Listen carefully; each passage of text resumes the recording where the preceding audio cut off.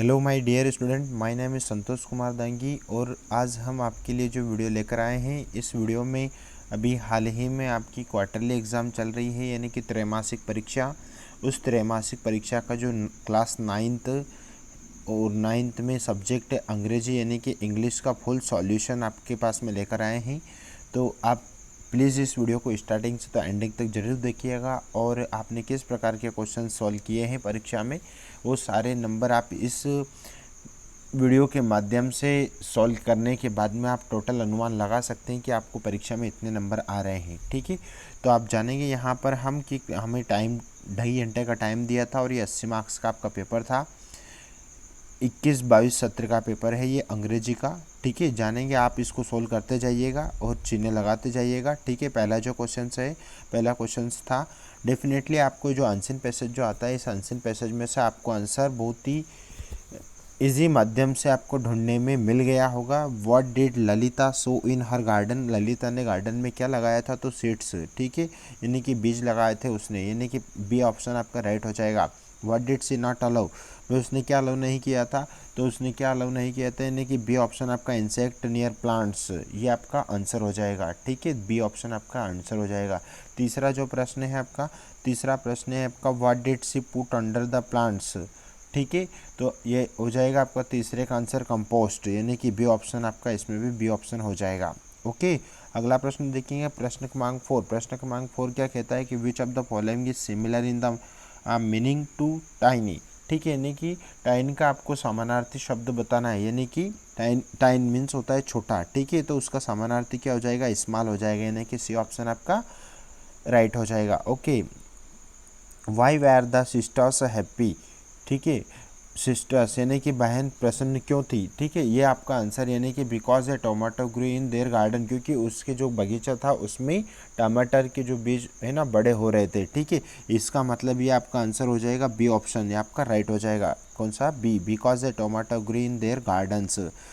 Next देखेंगे, next भी आपका अनसीन पैसेज ही आया था। ठीक है, उसी अनसीन पैसेज को भी आपको अच्छी तरह से 2-3 बार पढ़ना था और इसी प्रकार के क्वेश्चन आने वाली परीक्षा में, यानी कि त्रैमासिक तो आपका चल ही रहा है, अर्धवार्षिक और वार्षिक परीक्षा में भी इसी प्रकार के क्वेश्चन बनेंगे। ठीक है, तो आप इन प्रश्नों को अच्छी भली बाती तरीके से समझे। अगला प्रश्न देखेंगे, what kind of landform is Ladakh. ठीक है, तो आंसर बन जाएगा, यानी कि पहला जो क्वेश्चन है, पहला क्वेश्चन का बन जाएगा आंसर कोल्ड डेजर्ट। भाई लद्दाख का जो वहाँ का जो मौसम था वो कैसा था, कोल्ड है। ठीक है, ये आपका आंसर बन जाएगा। ओके, नेक्स्ट क्वेश्चन जानेंगे हम। नेक्स्ट क्वेश्चन है आपका, नेक्स्ट क्वेश्चन कौन सा है कि हु वाज चेवांग नॉर्फेल। ठीक है, यानी कि दूसरा जो प्रश्न है उसका राइट आंसर क्या हो जाएगा, राइट आंसर हो जाएगा, आप राइट लगाते जाइए फटाफट, यानी कि चौथा आंसर, यानी कि रिटायर्ड सिविल इंजीनियर। ओके, अगला क्वेश्चन जानेंगे हम। अगला क्वेश्चन से आपका क्वेश्चन क्रमांक 3। ठीक है, Ladakh is at an altitude of metres above sea level, तो कितने लेवल के अंतर्गत था, तो वो यहाँ पर आपका आंसर हो जाएगा, यानी कि 3000 और 3500 लेवल के अंतर्गत था, यानी कि थर्ड ऑप्शन आपका राइट हो जाएगा। Find the word in the paragraph which means the same as a body of defence ice, यानी कि ये क्या हो जाएगा आपका, तो ये हो जाएगा ग्लेशियर, यानी कि सी ऑप्शन आपका राइट हो जाएगा। ठीक है, अगला देखेंगे कि प्रश्न क्रमांक 6 है।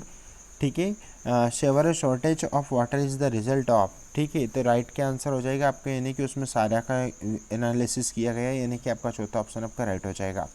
आगे जानेंगे, आपको आगे यहाँ पर मैं नोट्स और समरी बनाना था। ठीक है, तो ये सारा भी, यानी कि ये इम्पोर्टेंट्स ऑफ प्लानिंग के तहत इसका टाइटल बन जाएगा। ठीक है, और इसमें नोट्स आपको पॉइंट टू पॉइंट आपको नोट्स बनाना था, यानी कि पॉइंट्स में आपको नोट्स तैयार करना था। ठीक है, ये आपका नोट्स बन जाएगा पॉइंट्स में, और समरी के लिए आपको लगभग इसका 35% यानी जो पैसेज है इसका 35%, यानी कि लगभग 5 या 7 लाइन आपको समरी में लिखना थी। अगला जो प्रश्न देखेंगे, अगला प्रश्न में, यानी कि प्रश्न क्रमांक 4। प्रश्न क्रमांक 4 में आपको एल्डर सिस्टर मैरिज का एक यहाँ पर क्या लिखना था, लेटर लिखना था। ठीक है, लेटर लिखना था, किसका लिखना था, एल्डर सिस्टर, यानी कि आपकी बड़ी बहन की शादी है, इसमें आप अपने मित्र को इनवाइट कर रहे हैं, आमंत्रित कर रहे हैं, इस हेतु आपको एक यहाँ पर लेटर लिखना था। ठीक है, अगला उसके ओआर में चाहे तो आप ओआर में एप्लीकेशन आया था, यानी कि आप सिक लीव यानी कि बीमारी की छुट्टी अपने प्रिंसिपल यानी कि प्राचार्य महोदय को बीमारी की छुट्टी के लिए आप आवेदन यहाँ पर लिखना था। यहाँ पर चाहे तो आप एप्लीकेशन कर सकते थे या फिर ओआर वाला, दोनों में से जो आपको ठीक लगता था वो क्वेश्चन आप यहाँ पर कर सकते थे। क्वेश्चन क्रमांक 5, क्वेश्चन क्रमांक 5 में आपका क्या है कि ऐसे था, यानी कि निबंध लिखना था अपने को 150 या 170 वर्ड्स में, लगभग 4 मार्क्स का था। ठीक है, तो माय बेस्ट फ्रेंड की या माय हॉबी या एनी इंडियन फेस्टिवल या एनी ग्रेट लीडर, चारों में से किसी एक टॉपिक के ऊपर अपने को यहाँ पर निबंध लिखना था। आगे देखेंगे क्वेश्चन क्रमांक 6, यानी कि write a short paragraph on the importance of test on the basis of the given pictures in about 70 words, यानी कि जो यहाँ पर जो पिक्चर्स दे रखा है ना, इस पिक्चर से रिलेटेड आपको यहाँ पर 70 वर्ड्स में जोड़कर लिखना था। ठीक है, ये जो वर्ड्स दे रखे हैं इनको जोड़कर लगभग 70 वर्ड्स में के आसपास आपको एक पैराग्राफ तैयार करना था। ओके, आगे जानेंगे हम next, fill in the blanks आया है आपका। और माय डियर स्टूडेंट, यदि आप चैनल पर नए हैं तो चैनल को सब्सक्राइब कीजिएगा, दोस्तों मित्रों में शेयर कीजिएगा। और यदि आप चाहें तो चैनल यूट्यूब पर संतोष दांगी इंग्लिश के नाम से भी हमारा चैनल सर्च कर सकते हैं, संतोष दांगी इंग्लिश। ठीक है, इंग्लिश से रिलेटेड जितने भी सारे कॉन्सेप्ट हैं डेफिनेटली हम आपके लिए क्लियर करेंगे। ओके, और आने वाली जितनी भी सारी 9वीं 10वीं 11वीं 12वीं सभी क्लास के पेपर हमारे पास सॉल्व किए जाएंगे। ओके, आगे जानेंगे हम यहाँ पर फिल इन द ब्लैंक्स का क्वेश्चन आया है। ठीक है, तो क्रिसमस इज सेलिब्रेट December 25, तो यहाँ पर राइट आंसर क्या हो जाएगा, आपका राइट आंसर हो जाएगा यानी कि ओन आपका राइट आंसर हो जाएगा। क्या हो जाएगा राइट आंसर? ओन, यानी कि पहले का राइट आंसर क्या हो जाएगा? ऑन। दूसरा जो क्वेश्चन है, दूसरा क्वेश्चन यानी कि how page did you read. ठीक है, तो हाउ मैनी, ठीक है, यानी कि काउंटेबल नाउन है। ठीक है, और काउंटेबल नाउन के साथ में हमेशा मैनी का यूज होगा, यानी कि सेकंड ऑप्शन आपका राइट हो जाएगा। तीसरा प्रश्न जानेंगे हम। तीसरा प्रश्न है आपका द बैंक, ठीक है, सम इंटरेस्टेड फॉर योर मनी, तो यहाँ पर आपका क्या हो जाएगा? द बैंक, यानी कि यहाँ पर आपका राइट आंसर क्या हो जाएगा? द बैंक फिर रिक्त स्थान था सम इंटरेस्टेड फॉर योर मनी, तो यहाँ पर आपका राइट आंसर हो जाएगा यानी कि गिव्स। ओके, अगला क्वेश्चन जानेंगे। The rainy season started the summer, यानी कि आफ्टर, यानी कि यहाँ पर आपका आफ्टर आंसर आ जाएगा। हिंदी, तो Hindi of official language of Madhya Pradesh, तो हिंदी इज, ठीक है, हिंदी इज आएगा। ठीक है, अगला जानेंगे। शरद रिक्त स्थान watching TV when the power went of. ठीक है, तो शरद वाच, शरद के साथ यानी कि नेम के साथ में हमेशा वाच का यूज़ होगा। ठीक है, शरद वाच। ठीक है, अगला क्वेश्चन जानेंगे यहाँ पर, यानी कि डू एज डायरेक्टेड आया था आपको, डू एज डायरेक्टेड आपको सोल्व करना था। ठीक है, आप कॉपी पेन में चाहो तो पेन उठाकर या कॉपी में आंसर नोट कर सकते हो। यानी कि पहला जो प्रश्न था ये प्रेजेंट कंटिन्यूस टेंस का उदाहरण था, और इससे हमें किस में चेंज करना था? प्रेजेंट के परफेक्ट में चेंज करना था। तो प्रेजेंट के परफेक्ट में सबसे पहले तो हम यहाँ से आर हेल्पिंग वर्ब हटाएंगे, और आर के स्थान पर क्या लिखेंगे? आर के स्थान पर यहाँ पर लिखेंगे हैव। क्या लिखेंगे? हैव। और ये जो प्लेइंग मेन वर्ब है, मेन वर्ब का क्या कर देंगे? थर्ड फॉर्म कर देंगे, यानी कि प्लेइंग से क्या कर देंगे? प्लेट कर देंगे। आपका आंसर कंप्लीट बन जाएगा। आंसर क्या बन रहा है सुन लीजिए। Children have played in the park, यह हो जाएगा आपका प्रेजेंट परफेक्ट में चेंज। एक बार फिर सुन लीजिए। Children have played in the park. Okay, second question है आपको रीअरेंज करना था, तो रीअरेंज कैसे करेंगे ये मिला लीजिएगा आप। यानी कि सबसे पहले तो वी लिखेंगे, वी के बाद में शुड लिखेंगे, वी शुड हो जाएगा। वी शुड के बाद में क्या लेंगे? हम मेन वर्ब लेंगे, यानी कि मेन वर्ब इसमें प्रोटेक्ट है, यानी कि प्रोटेक्ट इसमें मेन वर्ब हो गई। प्रोटेक्ट लिख दिया, फिर उसके बाद में प्रोटेक्ट आवर फॉरेस्ट, ये आंसर नोट कर लीजिए। We should protect our forest, ये आपका पूरा रीअरेंज आंसर बन गया। ओके, अगला क्वेश्चन जानेंगे, यानी कि हमको यहाँ पर जो प्रश्न क्रमांक 3 है, इस 3 में क्या करना था? आपको यूज़ ऑफ अनलेस का प्रयोग करना था। किसके स्थान पर? ईफ के स्थान पर। तो बहुत ही सिंपल है ये यहाँ पर, यानी कि सबसे पहले तो हम सेंटेंस से ईफ हटाएंगे और ईफ के स्थान पर क्या लिखेंगे? अनलेस लिखेंगे। अनलेस लिख दिया, अनलेस के बाद में हमने सब्जेक्ट ले लिया, और सब्जेक्ट के बाद में यहाँ पर जो डू नॉट आया था, इस डू नॉट को हटा देंगे। ठीक है, और उसके बाद में बाकी का शेष वाक्य वैसा का वैसे लिख देंगे। क्या किया है आपने? एक बार फिर सुन लीजिए। आपने किया है, आपका आंसर पूरा बन रहा है। Unless you study regularly you won't learn your lesson, ये आपका पूरा आंसर बन जाएगा। अगला क्वेश्चन जानेंगे, यानी कि Simran knows the answer the to the question, यानी कि नेगेटिव बनाना था। पहले तो आप क्वेश्चन समझ लीजिए किस टेंस का, यानी कि प्रेजेंट इंडेफिनिट का उदाहरण है ये। और प्रेजेंट इंडेफिनिट के यानी कि सिमरन नोज मेन वर्ब में एस सी एस या आई एस जुड़ा है, ठीक है। तो यहाँ पर क्या करेंगे, आंसर क्या बन जाएगा, आपका आंसर बन रहा है यानी कि सिमरन, ठीक है। क्या लिखा आपने, सिमरन लिखा, और सिमरन के बाद में क्या लिखेंगे आप, डज नॉट लगाएंगे, सिमरन डज नॉट, ठीक है। क्या लिखेंगे, लिखेंगे आप सिमरन डज नॉट, और उसके बाद में उससे मेन वर्ब से एस हटा देंगे, ठीक है। पूरा आंसर क्या बन रहा है आपका, बन रहा है Simran does not know the answer to the question, ये आपका पूरा आंसर बन जाएगा। अगला क्वेश्चन जानेंगे, प्रश्न क्रमांक 5। प्रश्न क्रमांक 5 में क्या करना था आपको, बिकॉज का यूज़ करना था। तो कुछ नहीं, बहुत सिंपल है, द ट्रेन वॉज डिलेड, भाई ट्रेन में देरी हुई थी क्योंकि द वेदर वाज बैड, भाई मौसम कैसा था, बहुत ही ख़राब था, ठीक है। इसलिए इसका मतलब इस सेंटेंस को यानी कि 5 को कुछ नहीं करना था, इससे बिकॉज से जोड़ना था। किससे जोड़ना था, बिकॉज से, ठीक है। दोनों सेंटेंस को बिकॉज से जोड़ना था।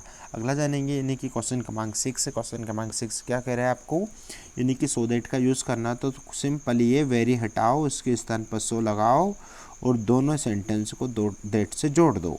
यानी कि पूरा आंसर क्या बन रहा है, एक बार फिर देख लीजिए। आंसर पूरा ये बन रहा है कि ही इज़ सो टायर्ड, वह इतना थका था, दैट कि he can not work any more, वह और ज़्यादा काम नहीं कर सकता था। He can not work any more, ये पूरा आंसर बन जाएगा आपका। अगला जानेंगे सेक्शन सी। सेक्शन सी में हम देखेंगे क्वेश्चन क्रमांक 9, चूज़ द करेक्ट आंसर, यानी कि आपको यहाँ पर इसमें से करेक्ट आंसर चाटना था, ठीक है। तो पहला जो क्वेश्चन है, व्हाट डिड टॉमी फाइंड, तो टॉमी ने क्या देखा था, तो उसने देखा था an old book with yellow crackly patch, यानी कि आपको पहला ऑप्शन राइट हो जाएगा, ठीक है। अगला जानेंगे प्रश्न क्रमांक 2। प्रश्न क्रमांक 2 क्या पूछ रहा है कि who are the darling dreamers in the poem rain on the roof, तो क्या किसने कहा है, तो पोइट एंड हिज सिबलिंग्स, ठीक है। कवि ने किस भाई बहनों के बारे में कहा है, ठीक है। अगला जानेंगे, Kezia was beaten up his with a ruler by her father because, यानी कि प्रश्न क्रमांक 3। प्रश्न क्रमांक 3 का आंसर बन जाएगा, यानी कि डी ऑप्शन आपका राइट हो जाएगा, ठीक है। अगला क्वेश्चन क्रमांक प्रश्न 4 देखेंगे। 4 है, where the Bismillah play the shehnai on 15 August 1947, ठीक है। तो राइट आंसर क्या बन जाएगा आपका, इसका राइट आंसर बन जाएगा रेड फोर्ट। प्रश्न क्रमांक 5 देखेंगे, विच अवार्डेड वाज गिवन टू 11 इन 1991, यानी कि राइट आंसर क्या बन रहा है इसमें, यानी कि आपका सी ऑप्शन है कि सोलिस्ट ऑफ ईयर, सी ऑप्शन आपका राइट हो जाएगा, ठीक है। प्रश्न क्रमांक 6। प्रश्न क्रमांक 6 क्या कह रहा है कि which the national award was conferred on Ustad Bismillah Khan, यानी कि यहाँ पर आपका राइट आंसर पूरा का उसमें एक्सप्लेन किया गया, यानी कि डी ऑप्शन आपका राइट हो जाएगा, ठीक। इसी में क्वेश्चन क्रमांक 10। क्वेश्चन क्रमांक 10 भी आपका आंसर पैसेज आया था। 11th loss of hearing took place when she was, तो कितने वर्ष पुराना था, तो वो था 8 ईयर्स ओल्ड, कितने वर्ष, यानी कि बी ऑप्शन आपका राइट हो जाएगा। 11 managed to hide her defence from, यानी कि हर मदर, हर फ्रेंड्स या हर स्पेशलिस्ट, यानी कि हर फ्रेंड्स का उसमें उल्लेख किया गया, बी ऑप्शन आपका राइट होगा। प्रश्न क्रमांक 3 यदि देखेंगे, तो who urged her parents to take to specialist, यानी कि यहाँ पर आपका राइट आंसर क्या बन जाएगा, राइट आंसर बन रहा है, यानी कि सी ऑप्शन आपका राइट बन जाएगा, सी आंसर आपका राइट हो जाएगा, यानी कि यहाँ पर आपका आंसर आ जाएगा हेड मास्टर। फिर इसी के ए और बी में क्या आया था, पोयम आई थी, ठीक है। तो पोयम को जानेंगे हम। पोयम में क्या पूछ रहा है वो, what does yellow would means, यानी कि येलो वुड का मीन्स मतलब क्या हो रहा है, यानी कि ऑटम, यानी कि बी ऑप्शन आपका राइट होगा। Why was the travellers feeling sorry, okay, यानी कि इसका आंसर बी ऑप्शन ही इसका, because he could not travel both the roads. From which poem the above lines have been taken, तो किससे लिया गया है ये पोएम, ये लिया गया है द रोड नॉट टेकन से, किससे लिया गया है, द रोड नॉट टेकन। और इसके बाद में क्वेश्चन आंसर है, तो क्वेश्चन आंसर हम शीघ्र ही इसके आप लोगों को बिल्कुल प्रोवाइड करवाएंगे। और माय डियर स्टूडेंट, यदि आप चैनल पर नए हैं तो चैनल को सब्सक्राइब करना ना भूलें और आप चैनल पर जुड़े रहिएगा, क्योंकि आने वाले एग्ज़ामों में भी आप अच्छे नंबर यदि प्राप्त करना चाहते हैं तो डेफिनेटली आप चैनल को सब्सक्राइब करेंगे। Thank you so much, take care.